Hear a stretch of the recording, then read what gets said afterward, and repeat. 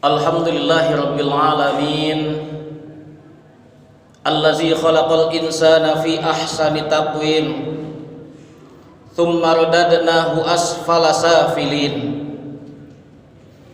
Ashhadu an la ilaha illallah wahdahu la syarikalah wa ashhadu anna Muhammadan abduhu wa rasuluh.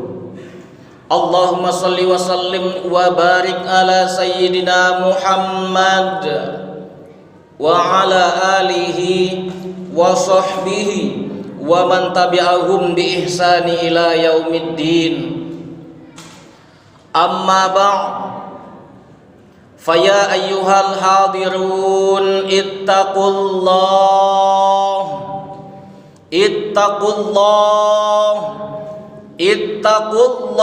haqqa tuqatih wa la tamutunna illa wa antum muslimun. Faqala Allah Ta'ala fi kitabihil karim, a'udzu billahi minasy syaithanir rajim. Bismillahirrahmanirrahim.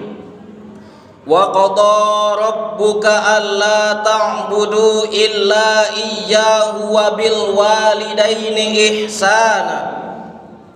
Imma yablughanna indakal kibara ahaduhuma aw kilahuma fala taqul lahumā uffin wa la tanharhuma wa qul lahumā qawlan karīmā. Shadaqallahul azim. Kaum muslimin sidang jamaah Jumat yang berbahagia, puji syukur kehadirat Allah Subhanahu wa taala, alhamdulillah. Berikutnya sholawat kepada baginda Rasul sallallahu alaihi wasallam. Allahumma salli ala sayyidina Muhammad wa ala alihi sayyidina Muhammad. Saudaraku, kaum muslimin sidang jemaah Jumat yang berbahagia, judul yang akan kita bahas pada siang hari yang berbahagia ini yaitu berbakti kepada orang tua. Sebelum kita bahas lebih jauh lagi atas judul ini, khotib ingin menyampaikan wasiat takwa buat kita semua, terkhususnya buat diri khotib sendiri.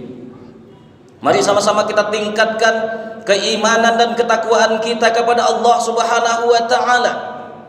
Takwa dalam artian menjalankan perintah Allah serta meninggalkan yang namanya larangan Allah. Mudah-mudahan kita semua yang hadir di sini menjadi hamba yang bertakwa. Amin ya rabbal alamin. Saudaraku kaum muslimin sidang jamaah Jumat yang berbahagia, siapapun kita, dimanapun kita berada, sebesar apapun dan setinggi apapun usia kita, kita adalah seorang anak. Apakah saat ini orang tua kita, ayah dan ibu kita telah mendahului kita dalam artian telah menghadap Allah Subhanahu wa taala? Atau mungkin hari ini orang tua kita masih hidup di permukaan bumi ini? Yang jelas seluruh kita adalah seorang anak.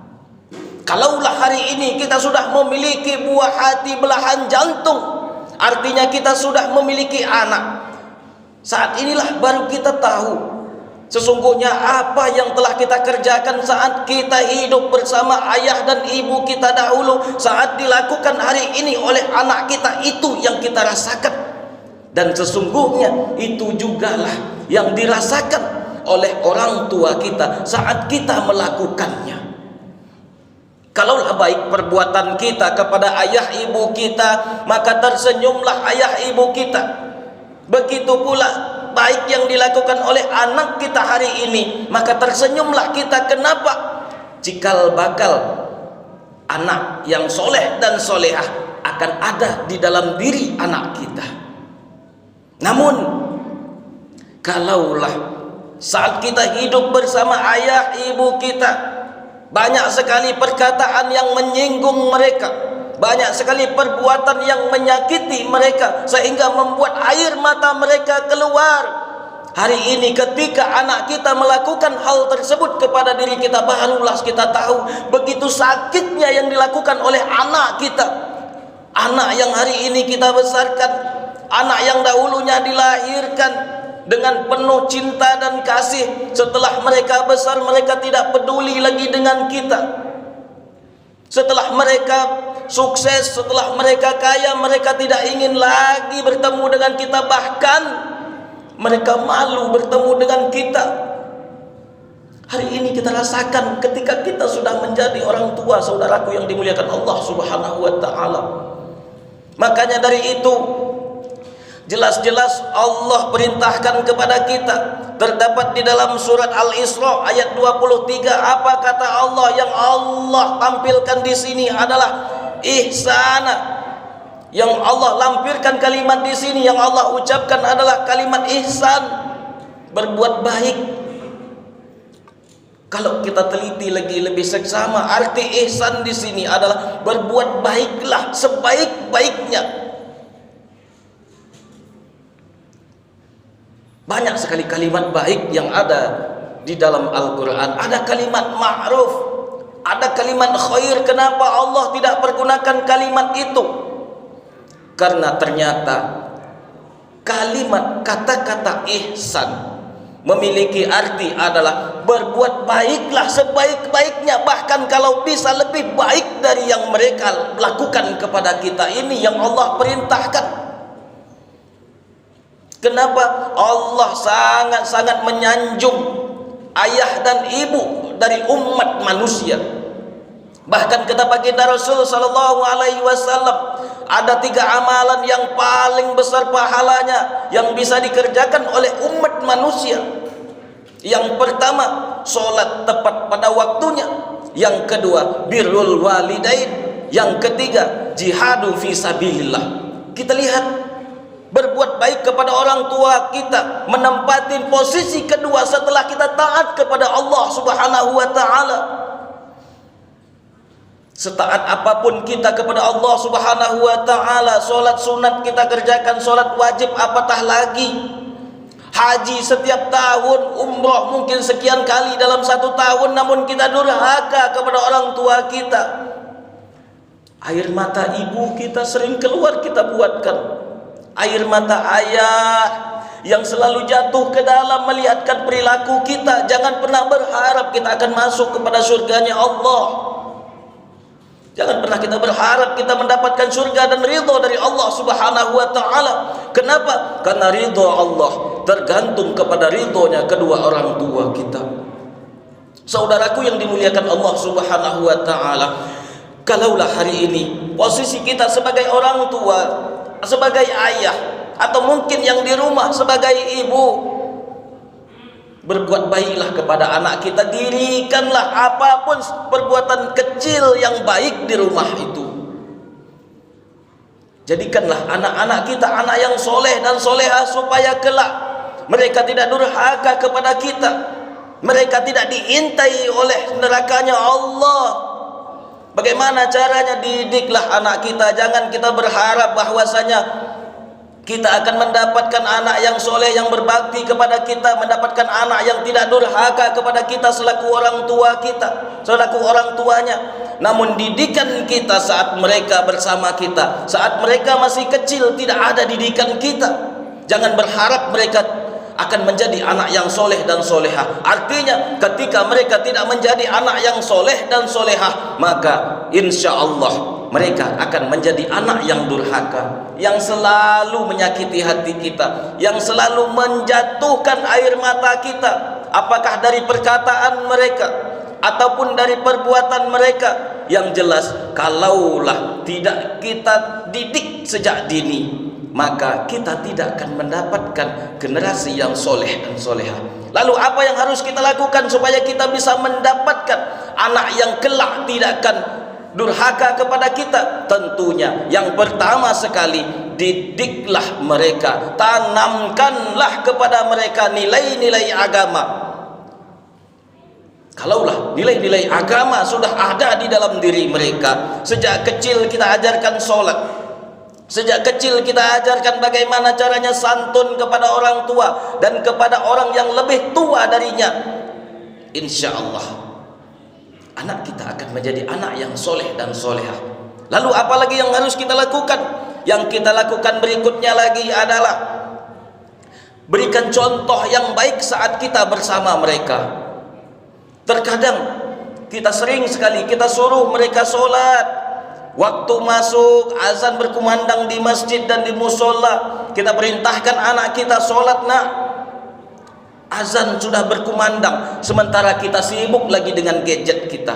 Kita sibuk di depan laptop kita sibuk di depan televisi kita. Anak kita perintahkan sholat, namun kita tidak contohkan kebaikan itu. Jangan berharap anak kita juga akan menjadi anak yang soleh. Contohkan dari kita. Kita tunjukkan bahwasanya inilah kebaikan yang diinginkan oleh Allah Subhanahu wa taala. Lalu insya Allah anak kita akan menjadi anak yang soleh dan solehah. Kenapa? Karena mereka sudah terbiasa dengan kebaikan. Mereka sudah terbiasa dengan sopan santun. Setinggi apapun ilmu anak kita, setinggi apapun gelar daripada anak kita, atau mungkin di diri kita sendiri, sehebat apapun kita, setinggi apapun gelar akademik yang kita miliki hari ini, apakah itu doktor mungkin, atau mungkin profesor mungkin, tinggi sekali gelar akademik yang kita dapatkan, namun etika tidak kita miliki, moral tidak kita miliki, maka ilmu kita tersebut ibarat sampah di dalam masyarakat. Makanya didik dari awal, didik dari kecil anak-anak kita itu, didik bagaimana caranya menghormati orang yang lebih tua, berbuat sopan dan santun kepada orang lain. Kalaulah hal ini telah ditanamkan, sekecil apapun gelar akademik yang didapatkan, maka dia seperti emas di dalam kehidupan bermasyarakat. Jangan biarkan anak kita seperti sampah di dalam masyarakat. Gelarnya tinggi, namun dia suka menyalah-nyalahkan orang lain. Yang ini salah, yang itu salah. Jangan sampai anak kita terdidik dengan hal yang seperti ini. Kenapa? Karena kalaulah hal ini terjadi, maka dia seperti sampah atau debu di dalam masyarakat. Kehadirannya membuat orang lain tidak tenang. Bahkan ketidakhadirannya membuat orang lain merasa senang dan gembira. Jangan sampai hal ini terjadi di dalam diri kita dan kehidupan kita. Saudaraku yang dimuliakan Allah Subhanahu wa taala, berbaktilah kita kepada Allah, kepada orang tua kita. Kalaulah masih hidup, maka berbuat baiklah sebaik-baiknya kepada mereka. Jaga mereka, jangan sampai kita malu dengan mereka. Apakah bentuk mereka yang sudah menua, uban mereka yang sudah bertabur, kulit mereka yang sudah kendur. Jangan malu dengan kondisi mereka. Karena kita kaya, gelar akademik kita tinggi, kita malu dengan orang tua kita. Jangan. Kenapa? Keberkahan Allah tidak akan kita dapatkan kalau seandainya hal ini terjadi di dalam diri kita. Doa kita jangan pernah kita bermimpi untuk dikabulkan oleh Allah Subhanahu wa taala. Kita lihat sebuah sejarah membuktikan bahwasanya di zaman Rasul sallallahu alaihi wasallam ada seorang pemuda yang bernama Uwais bin Qarni. Uwais Al-Qarni. Pemuda ini memang tidak terkenal di dunia. Bahkan di kampungnya sendiri pun dia tidak terkenal. Namun keistimewaan Uwais Al-Qarni ini adalah dia tidak terkenal di kampung halamannya, namun dia terkenal di langit. Inilah yang sangat-sangat kita inginkan. Kenapa dia bisa terkenal di langit? Kenapa penduduk langit semuanya tahu dengan Uwais ini? Kenapa Uwais terkenal di langit? Karena baktinya kepada orang tuanya. Ingatlah kata baginda Rasul sallallahu alaihi wasallam, celakalah, celakalah, celakalah. Lalu sahabat bertanya, "Ya Rasulullah, siapa celaka yang kau maksudkan itu ya Rasulullah?" Lalu Rasul sallallahu alaihi wasallam mengatakan, sesungguhnya celakalah bagi manusia yang ia mendapati hidup bersama ibunya, bersama ayahnya, namun dia tidak mendapatkan surga dari Allah Subhanahu wa taala. Kalau kita ingin surga, bahagiakan orang tua kita. Bahagiakan orang tua kita.